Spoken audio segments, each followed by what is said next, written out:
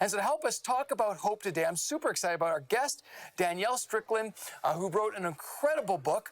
And she's going to talk about overcoming emotional and physical things that can derail you in her book entitled The Other Side of Hope. So here she is to discuss it, author Danielle Strickland. Thank you so much for being with us here today. Hey, Bill. It's a pleasure to be with you. Well, this is an amazing book. I think it'll help a lot of people. But in a sentence or two, maybe just tell us a little bit about what this new book of yours, The Other Side of Hope, is really all about. Yeah, I think I'm hoping that it's going to touch a touch point that everyone feels, the anxiety, the loss of hope, cynicism, despair that seems to take over our thinking and our living, and offer maybe some approaches of creating a framework for our lives that hope can actually be displayed on. The reason why it's called The Other Side of Hope is because I'm using the image of an artwork. And when you flip over an artwork, there's actually a framework behind there that the art can be put on. So hope is that artwork. And oftentimes we're looking for it, but we actually don't have lives with a framework strong enough or built enough to display hope to the world. Oh, I love that image because you're so right. Sometimes we just see the mess of it, the background, but God is actually painting something beautiful. Now this is kind of an interesting book, though, too, because you describe it as a start where you want flip book. Can you just explain what that means? Yeah, so just like that picture of art, I was in an art gallery with a friend of mine on the other side of the world. She went to see her favorite artist. And when we got there, the art curator of the museum, the gallery, had decided to do a thing called the flip side, where he had flipped every single piece of art over and all you could see was the back of it. And I'll never forget that moment walking through this art gallery. It did not matter how how amazing the illustrator was. It didn't matter how gifted they were. The back of their paintings were all the same. They all needed a foundation. So this book is written with that in mind. What is the flip side? What is the other side of hope? What are the other side of our lives? What kind of framework do we have to create? And as a sort of statement of that, it's a two-sided book. So you flip it over. So half of the book is theory about how we do that in our lives, how despair works, how cynicism creeps in, and how we create hopeful lives. And then you flip the book over, and it's all stories of where I've seen hope on display. That is great. I love that idea. Now, in this book, though, you talk about two giants, and I think they're really important to address. You talk about cynicism and despair. So of all the giants and all the things that we could talk about, why did you pick these two as the main theme or threat to hope? Well, cynicism is the loss of faith in other people, and I think in yourself. And despair is the loss of hope in everything else. And I think one always leads to the other. And if you're paying attention, I was speaking to, a couple hundred of Christian young adults the other day, and I asked them, what is the greatest threat, the greatest challenges to your generation? And one of them put up his hand at the back, and he said, the greatest threat to our generation is the complete lack of public trust in goodwill. And I was like, whoa, that's pretty big. Basically, a complete lack of trust in leaders, in institutions, in politicians, in structures and systems in this age. That is cynicism working itself into our own thought processes, into the way that we see the future. And you can see how that loss of hope in other people and in ourselves can actually lead to complete despair. So my hunch is that we really should, this is a root of a lot of other things. So sometimes we're tempted to deal with the other things, thinking that the problem's outside of us. But I actually think that root of cynicism is the problem ultimately. And we need to get to foundational places in our lives where we can root that out.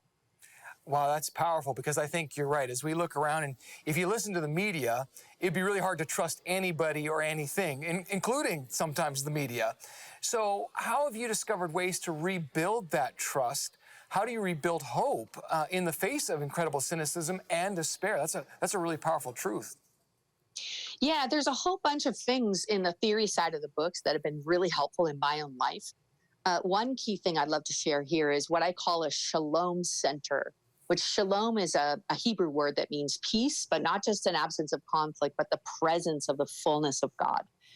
So shalom, leading or living out of the shalom center, I think requires two kind of adjustments regularly every day. One is a thing called true humility. And this is where I talk about coming into agreement with who God says you are. So rather than getting your sense of identity from what you do or what other people think or what's popular or not popular or some trauma or wounding, it's coming into agreement with who God says you are. And that's a practice that I do every day.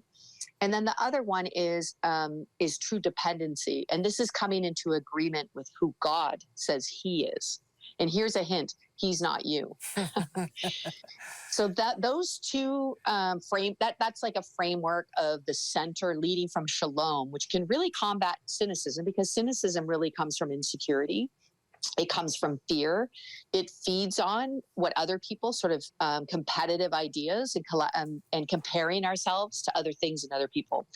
So that true humility and true dependency can get us to a shalom center where we're leading from hope, not for it.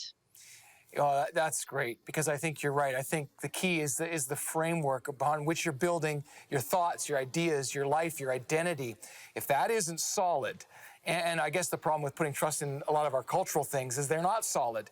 So when you put it in God and let him paint on the canvas instead of letting the culture or your own thoughts or ideas, you can actually really overcome that. It's powerful. So in your own life, I mean, maybe just how have you overcome these monsters that are so prevalent in our culture today?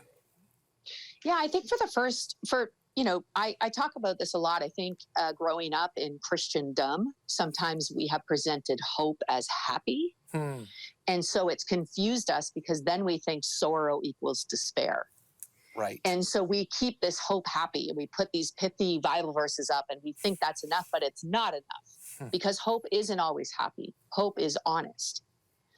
So getting honest has been one of the greatest strategies about even what's going on inside of me, what's happened, telling the truth about what the circumstances are, knowing that God is the God of truth, that God, such a big proportion of the Bible is actually lament.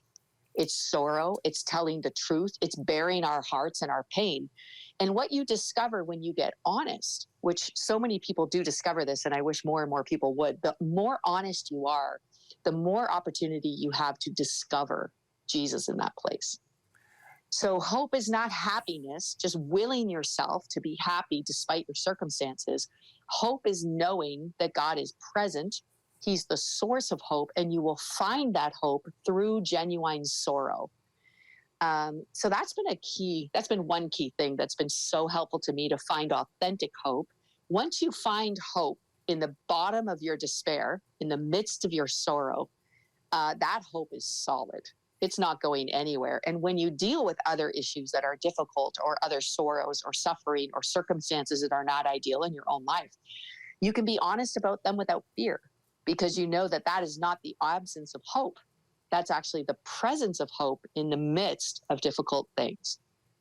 That is so powerful. I can't wait to hear more. Well, we're going to be right back in just a few moments to hear more from Danielle Strickland.